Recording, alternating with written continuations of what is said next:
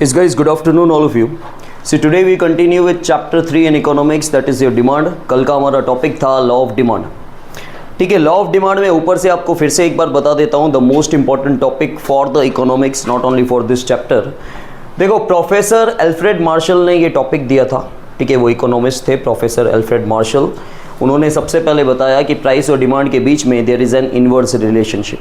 ठीक है, जब प्राइस नीचे जाएगा फॉल होगा, डिमांड विल एक्सपेंड, और when price rises demand will contract. ठीक है, सबसे पहला पॉइंट उन्होंने बोला कि there is a inverse relationship between price and demand. But what is law of demand? ठीक है, डिमांड का लॉ क्या बोलता है? डिमांड का लॉ बोलता है कि प्राइस फैक्टर के साथ ही एक्सपेंशन कॉन्ट्रैक्शन रिलेटेड है. सबसे पहली बात ये. ठीक है, price factor, we have two factors which affects the demand, right? We have only two factors which affects the demand. The one is the price and other one is other than price. Means price के अलावा सारे factors आ गए करके. ठीक है, और जब price factor demand को इफेक्ट करता है, ठीक है, हिट करता है, तो प्राइस डिमांड क्या हो जाता है? डिमांड या तो एक्सपैंड हो जाता है या डिमांड कॉन्ट्रैक्ट हो जाता है. लेकिन प्रोफेसर एल्फ्रेड मार्शल ये बोलते हैं कि जब बाकी सारे फैक्टर्स अदर देन प्राइस, बाकी सारे फैक्टर्स जो डिमांड को अफेक्ट करते हैं अदर देन प्राइस, वो कांस्टेंट होंगे. वो कांस्टेंट होंगे मींस दे रिमेन अनचेंज. ठीक है, उसमें चेंजेस नहीं आएंगे, वो कांस्टेंट होंगे. और अगर प्राइस में फ्लक्चुएशन आया तो डिमांड में फ्लक्चुएशन आएगा. ठीक है, लॉ ऑफ डिमांड क्या बोलता है? लॉ ऑफ डिमांड बोलता है कि जब बाकी सारे फैक्टर्स जो डिमांड को अफेक्ट कर रहे हैं, बाकी सारे फैक्टर्स मतलब अदर देन प्राइस, प्राइस के अलावा जो बाकी के सारे फैक्टर जो डिमांड को अफेक्ट करते हैं, व्हेन दे रिमेन कांस्टेंट, जब उनमें कोई बदलाव नहीं आता, और प्राइस में अगर बदलाव आता है तो डिमांड में बदलाव आएगा. If price rises demand will contract, if price falls demand will expand. ठीक है, ये था लॉ ऑफ डिमांड. अब लॉ ऑफ डिमांड आप क्या समझे? लॉ ऑफ डिमांड आप समझे कि प्राइस में जब चेंजेस आते हैं डिमांड में भी चेंजेस आएंगे. Price rises demand contract, price falls demand expand. But उसके साथ ही आपको ये भी याद रखना है खास करके कि when other factors which affects the demand they remain constant, they remain unchange. ठीक है, ये आपका लॉ ऑफ डिमांड था. अब उसके एक्सेप्शन, लॉ मतलब एक रूल था, उसके एक्सेप्शन मतलब कुछ चीज़ों में ये रूल अप्लाई नहीं होता, कुछ चीज़ों में ये रूल अप्लाई. जैसे अगर प्राइस राइज हुआ और डिमांड एक्सपेंड हो रही है तो ये तो उल्टा हो गया. प्राइस राइज होती है तो डिमांड एक्सपेंड नहीं होना चाहिए, तो वो एक्सेप्शन हो गया. तो यहाँ पे देखो, exceptions to the law of demand. See, exceptions to the law of demand means that when price of a good falls it demand contract. उल्टा प्राइस नीचे जा रहा है तो डिमांड क्या हो रही है? कॉन्ट्रैक्ट हो रही है. ये एक्सेप्शन हुआ ना, क्योंकि भाई दुनिया का रूल तो ये बोलता है कि प्राइस घटेगा तो डिमांड एक्सपैंड होगी. लेकिन यहाँ पे तो बोला गया है कि प्राइस डाउन जा रहा है और डिमांड भी कॉन्ट्रैक्ट हो रही है, डाउन जा रही है. ठीक है, instead of expanding and vice versa. Thus a price changes creates demand to change in opposite direction than that indicated in the law of demand. तो यहाँ पे क्या हो रहा है? जो लॉ ऑफ डिमांड बोल रहा है उसका उल्टा हो रहा है. ठीक है, लॉ ऑफ डिमांड बोल रहा है when price falls demand will expand, लेकिन यहाँ पे हो रहा है कि व्हेन प्राइस फॉल्स डिमांड जो है वो कॉन्ट्रैक्ट हो रही है. ठीक है, some exceptions to the law of demand are stated below. सबसे पहले है प्रेस्टिजियस गुड्स. ठीक है, स्टेटस सिंबल होता है आपका. प्रेस्टिजियस गुड्स का मतलब होता है स्टेटस सिंबल. ये ज़्यादातर जो सेलिब्रिटीज़ में होता है.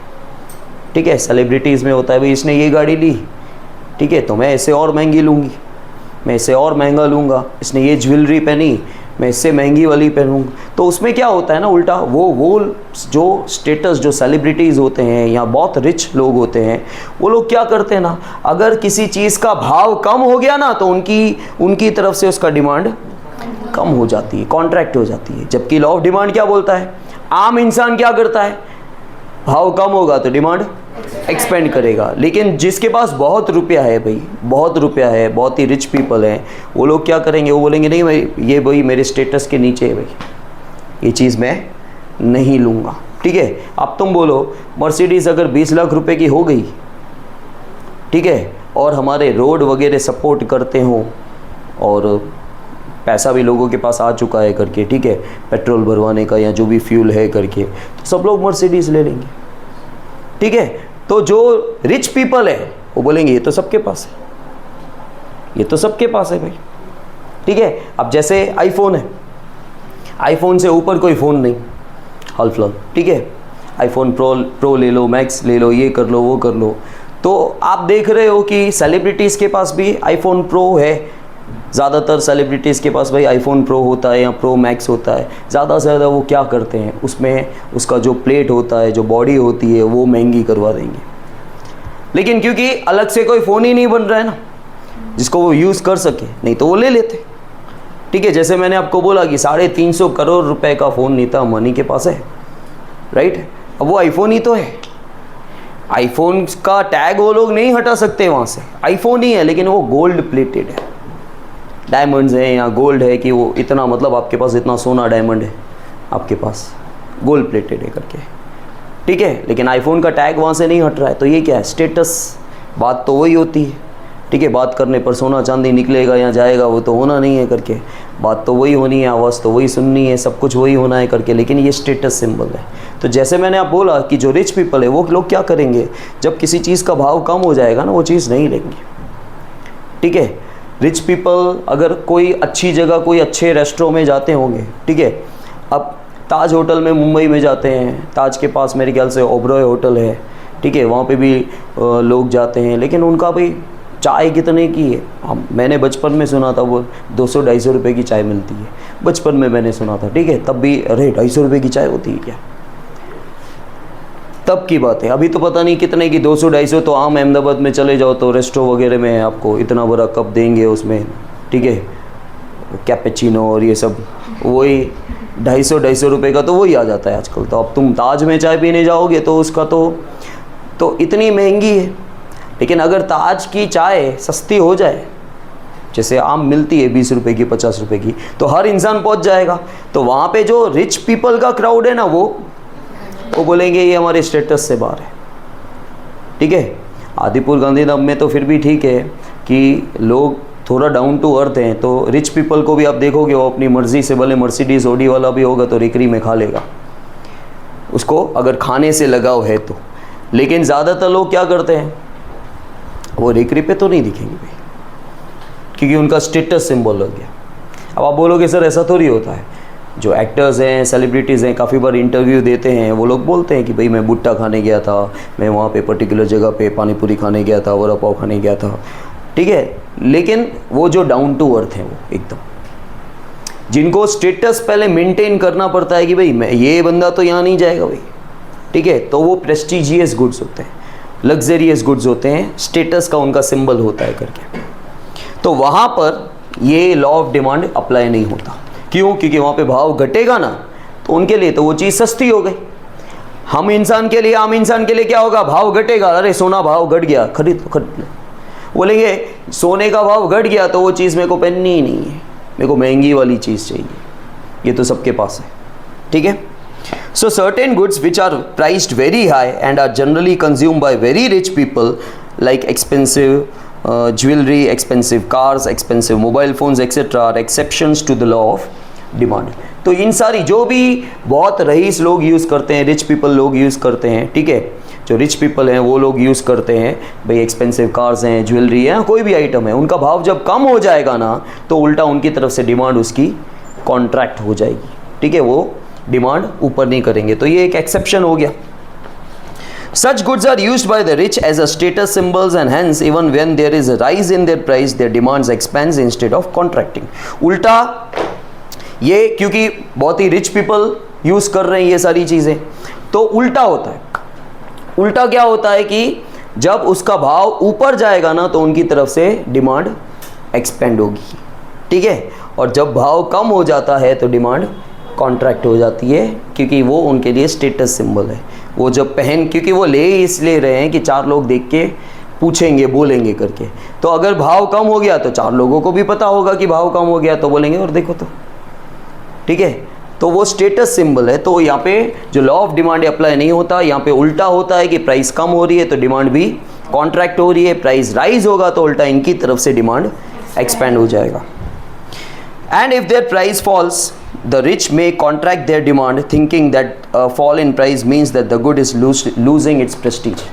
तो प्रोडक्ट का भाई कोई प्रेस्टीज ही नहीं रहा मार्केट में। अगर प्रोडक्ट का भाव कम हो गया तो प्रोडक्ट खरीद के हम अपना प्रेस्टीज कम नहीं करना चाहेंगे कि ठीक है, क्योंकि भाव कम हो गया तो रिच पीपल क्या समझेंगे, रिच पीपल समझेंगे भाई इस प्रोडक्ट का वैल्यू नहीं रहा, वो अपनी प्रेस्टीज खो बैठा है, तो प्रेस्टीज खो बैठा है तो प्रोडक्ट मैं क्यों लूँ भाई, मेरा भी प्रेस्टीज जाएगा उसको लेके। फिर है एक्सट्रीमली लो प्राइस गुड्स, मतलब जो बहुत ही कम चीज़ का हो, तो कम प्राइस का होता है, ऐसी चीज़ों में लॉ ऑफ डिमांड अप्लाई नहीं होता। मतलब छोटी मोटी चीज़ें, जैसे मैच स्टिक ले लो, ठीक है भाई, माचिस भाई 5 रुपये का पैकेट है, 6 रुपये का हो गया, तो बोलोगे नहीं नहीं मैं अब माचिस की तीली कम सोच समझ के जलाऊंगा, ठीक है। स्टेपलर की पिन्स हैं, उसका एक नॉर्मल बॉक्स जो आता है जो भी रुपए का आता है, 1 आधा 2 रुपया इंक्रीज़ हो गया तो बोले नहीं स्टेपलर की पेन अभी से एक ही पिन लगाऊंगा करके, ठीक है। तो ऐसी छोटी छोटी चीज़ें जो हैं जिनका भाव काफ़ी कम है, ठीक है, उनका हल्का सा भाव ऊपर जाने की वजह से हमारी डिमांड में कोई चेंजेस नहीं आते, हमारा डिमांड कॉन्ट्रैक्ट नहीं होगा। और सस्ता हो जाने पर हमारी डिमांड एक्सपेंड भी नहीं होगी, भाई माचिस की तीली भाई सस्ती हो गई है तो ज़्यादा ले लेते हैं। Certain goods are extremely low price goods and hence the entire consumption expenditure on such goods forms a very small proportion of the consumer's income। तो बोला गया है कुछ ऐसी चीज़ें हैं जिनका भाव बहुत कम है, जिनके कंजप्शन के पीछे हमारा जो इनकम का थोड़ा बहुत पोर्शन ही जाता है, मतलब उन चीज़ों को कंज्यूम करने के लिए, उन चीज़ों को यूज़ करने के लिए हमारा ज़्यादा खर्चा नहीं हो रहा है, ठीक है। For example, pins, stapler pins, etc. Even if their price rises, a consumer's demand for these goods may not contract, and if their price falls, the consumer may not expand demand as she or he may need not more of such goods। ठीक है, उसका भाव कम हो जाता है तो हमारी तरफ से डिमांड एक्सपेंड नहीं होगी, उसका भाव ऊपर जाता है तो हमारी तरफ से डिमांड कॉन्ट्रैक्ट भी नहीं होने वाली। फिर गिफन गुड्स। अब ये गिफन गुड्स का मतलब एक्चुअली कोई नाम नहीं, इसका मीनिंग नहीं है। गिफन गुड्स मतलब inferior quality goods. Giffen goods मतलब, अब तुम बोलोगे सर गिफन का मतलब ये है क्या? नहीं, गिफन तो रॉबर्ट गिफन थे जिन्होंने ये कॉन्सेप्ट दिया है, इसलिए इस गुड्स को हम लोग गिफन गुड्स के नाम से जानते हैं। पूरा नाम है रॉबर्ट गिफन, जो इकोनॉमिस्ट थे, उन्होंने ये कॉन्सेप्ट दिया था कि भाई इंफीरियर क्वालिटी गुड्स, जब आपकी इनकम राइज होती है, जब आप ज़्यादा कमाना चालू करते, जब आप गरीब थे तो आप क्या कर रहे थे? आप लो क्वालिटी गुड्स यूज़ कर रहे थे, इन्फीरियर क्वालिटी गुड्स यूज़ कर रहे थे। अब आपकी इनकम अगर ज़्यादा हुई तो आप बोलोगे sir there is a direct relationship between income and demand. हमारा इनकम ऊपर जाएगा तो हमारा डिमांड भी एक्सपेंड होगा, तो चलो हम ज़्यादा चीज़ें ले लेते हैं भाई। लेकिन लाइफ में ऐसा नहीं होता है ना। लाइफ में जब क्या होता है कि आपकी इनकम ज़्यादा होती है, और जब आपकी इनकम कम थी, जब आप गरीब थे, आप कम कमाते थे, जब आपकी इनकम ना के बराबर थी, ठीक है, खाना पीना ही हो रहा था, उतना ही पैसा था करके, तो क्या हो रहा था कि उस इनकम में से हम हाल फिलहाल हमारा गुजारा कर रहे थे, हम लो क्वालिटी गुड्स यूज़ कर रहे थे। लेकिन अब इनकम ज़्यादा होगी तो आप बोलोगे सर आप लो क्वालिटी गुड्स ज़्यादा खरीदोगे। ऐसा नहीं होता है भाई। जब इनकम ज़्यादा होती है तो हमारा स्टैंडर्ड ऑफ लिविंग सुधारते हैं हम लोग क्या करेंगे? हम लोग स्विच करेंगे, हम लोग चेंज करेंगे, किस पे? अच्छे गुड्स पे स्विच करेंगे। हम इसमें ऐसा नहीं होगा कि आपकी इनकम ज़्यादा हुई तो आप जो लो क्वालिटी गुड्स ले रहे थे अब आप उसकी डिमांड एक्सपेंड कर दोगे, आप ज़्यादा लो क्वालिटी गुड्स लोगे। ऐसा तो नहीं होगा ना भाई, ऐसा नहीं होगा। आप क्या करोगे? आप अच्छे गुड्स करोगे, आप हाई क्वालिटी गुड्स परचेस करोगे। तो वही गिफन गुड्स है। देखो, when price of certain goods called inferior goods fall and the real income of a consumer rises, she or he may reduce the consumption of such goods and substitute these by goods of a superior quality। सीधी सी बात है, जब आप low quality goods मतलब inferior goods अपनी life में use कर रहे थे और ऑल ऑफ सडन या कुछ समय के बाद आपकी इनकम राइज हो रही है, ठीक है, इनकम राइज हो रही है, तो what you will do, you will not consume, you will not demand more inferior quality goods, ठीक है। what you will do, you will switch to high quality goods। branded goods क्या होता है?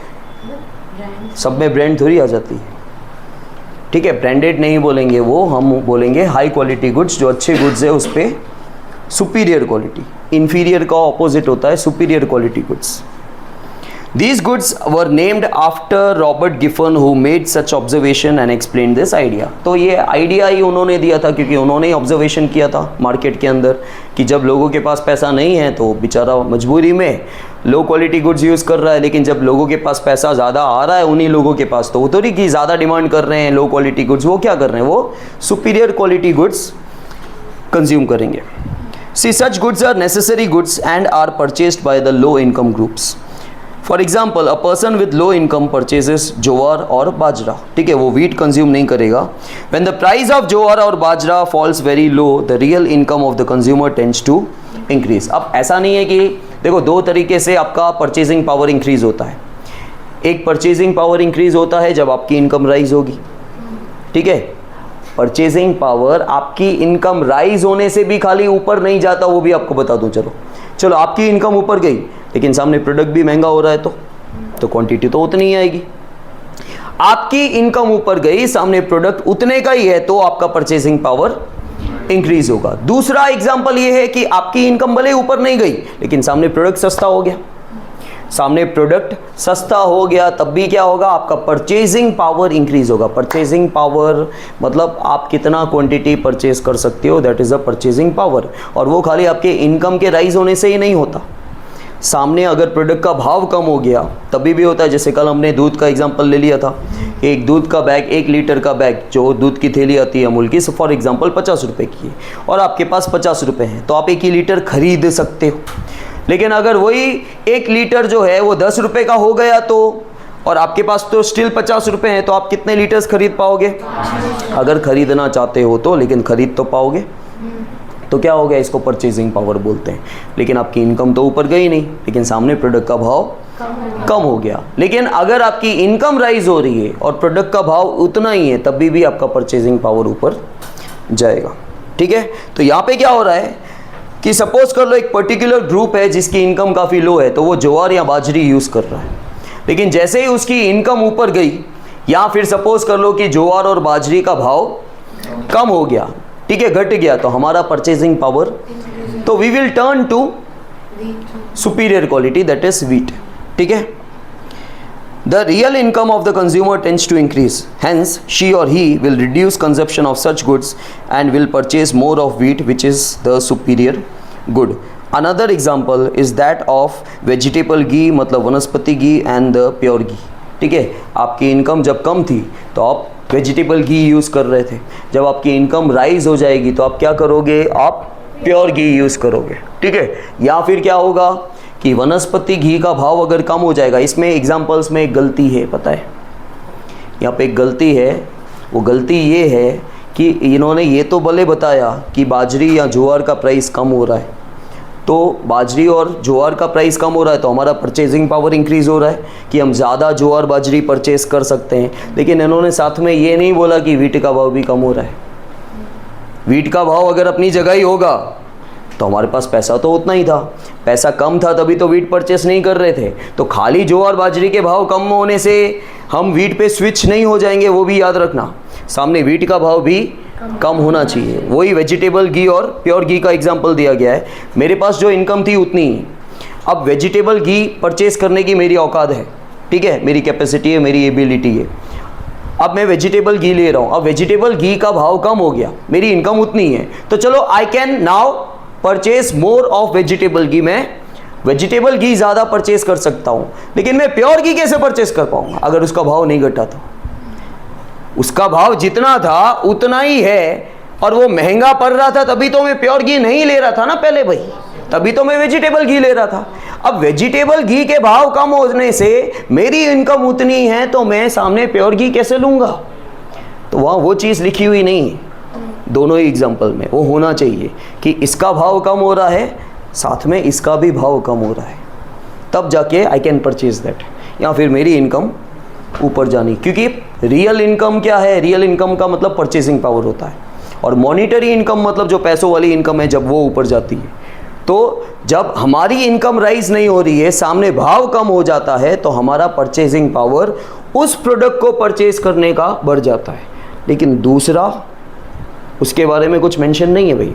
आज मेरी जो इनकम थी वही इनकम रही, मेरी इनकम मॉनिटरी इनकम में कुछ अप एंड डाउन नहीं आया, लेकिन ज्वार और बाजरी के भाव में कमी आई, ठीक है, तो मेरा परचेजिंग पावर इंक्रीज हुआ। लेकिन क्या परचेजिंग करने के लिए? ज्वार बाजरी।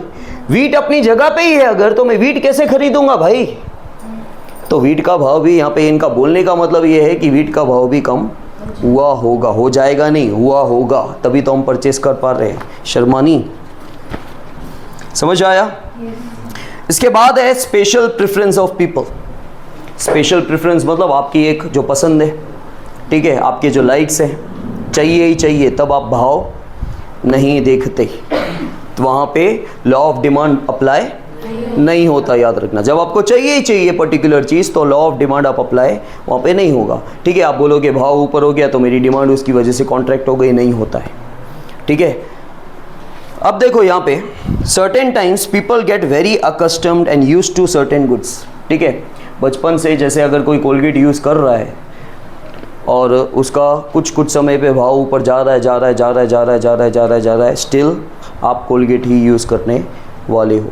ठीक है, as a result if there is some rise in the price of such goods and individual demands may not decrease, अगर उसमें कुछ ऊपर गया भाव, बहुत ज़्यादा भी नहीं, आप बोलोगे सर अचानक से, जैसे अभी सपोज 100 रुपये की मिल रही है और 500 रुपये की हो गई, तो we have substitute products, we will switch to them, भाई ऐसी भी क्या ज़रूरत है। लेकिन कुछ धीरे धीरे समय के साथ बढ़ता जाएगा अगर पैसा करके, ठीक है, तो उसमें कोई दिक्कत नहीं आएगी। जैसे मुझे काफ़ी बार फीस के टाइम पे लोग बोलते हैं, सर वो पूछ पाछ के आते हैं ना, बोले सर पिछली बार तो 26,000 थी ना, इस बार 27,000। ठीक है, तो मैं उनको बोलता हूँ कि भाई मैंने 3-4 साल तक जब ऊपर नहीं की थी तभी तो मेरे को कोई बोलने नहीं आया था कि आपकी फ़ीस तो उतनी है, बढ़ाओ। ठीक है, लेकिन जब मैंने बढ़ा दी, और दूसरा बढ़ा भी दी, जैसे काफ़ी बार क्या होता है कि अगर मैं 3 साल से नहीं बढ़ाता हूँ और अचानक से मैंने 3-4-5 हज़ार बढ़ा दिए, ठीक है, तो दिक्कत नहीं आएगी। ये लोगों की मेंटलिटी है। देखो ये मेंटलिटी कैसी है कि भाई मैं बोलूँगा भी मैं 3-4 साल से बढ़ाई नहीं थी, इस बार बढ़ाई, और वो भी एक प्राइवेट ऑर्गेनाइजेशन है, इसमें मुझे एक्सप्लेन करने की ज़रूरत नहीं है कि क्यों बढ़ाई और क्यों नहीं बढ़ाई, सबकी सर्विसेज अलग होती है। ठीक है, सर्विस के अकॉर्डिंग यहाँ पे चार्ज होता है करके। तो लेकिन 3-4 साल से नहीं बढ़ाई और अचानक से 3-4 साल के बाद 4-5 हज़ार अगर इंक्रीज कर दिया, तो ये जो फीलिंग होती है ना, this is acceptable, this is acceptable. ठीक है, और मैं वही टुकड़ों में कर रहा हूँ। मैं अगर उल्टा हर साल हज़ार इंक्रीज़ कर रहा हूँ, एक साथ मैंने 3,000, तो उल्टा सेवाएं सारे लोगों को मिल रही है ना हर साल। क्योंकि अगर जैसे क्या हुआ, अगर मैं 3 साल के बाद बढ़ाता हूँ तो जो बीच के लोग पढ़ के चले गए वो तो छूट गए, उनको तो उल्टा मिल गया, एडवांटेज मिल गया, उनको तो कुछ इंक्रीज़ ही नहीं हुआ। और डायरेक्टली एक जो मैं 3-4 साल के बाद इंक्रीज़ कर रहा हूँ, मेरे लिए वही हो जाएगा, लेकिन लोगों पे फ़र्क पड़ेगा। अगर मैं हज़ार करके इंक्रीज़ कर रहा हूँ, ठीक है, तो यहाँ पे सब लोगों पे थोड़ा कम बर्डन आया। और मैं अचानक से, वैसे भी देखो तुम बोलोगे सर 3 साल के बाद जो आया उसके लिए तो आप हज़ार करके करो, तब भी 3,000 बढ़ जाएगा। ठीक है, और 3,000 लगातार बढ़ा दो तब भी उसको, तो सपोज़ कर लो आज 2024 चल रहा है, 2027 में मैं डायरेक्टली 3,000 इंक्रीज़ करता हूँ, तो 2027 में जो आएंगे उनके लिए तो फीस 3,000 बढ़ के ही मिलेगी। लेकिन वैसे भी जो 2027 में आएंगे, अगर मैं हज़ार भी इंक्रीज़ करता हूँ 2025 में, 26 में, 27 में, तो जो लोग 2027 में आएंगे, ठीक है, उनको तो 3,000 बढ़ के मिलने वाली ही है ना। समझ में आ रहा है?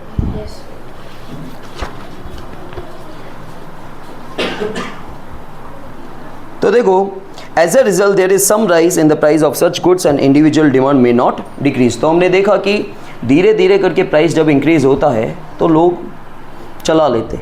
ठीक है, एक साथ आप डबल ट्रिपल कर लो कम समय के अंदर, तो लोगों को दिखता है वो चीज़। For example a particular brand of toothpaste और शूज़। ओके, समझ में आया?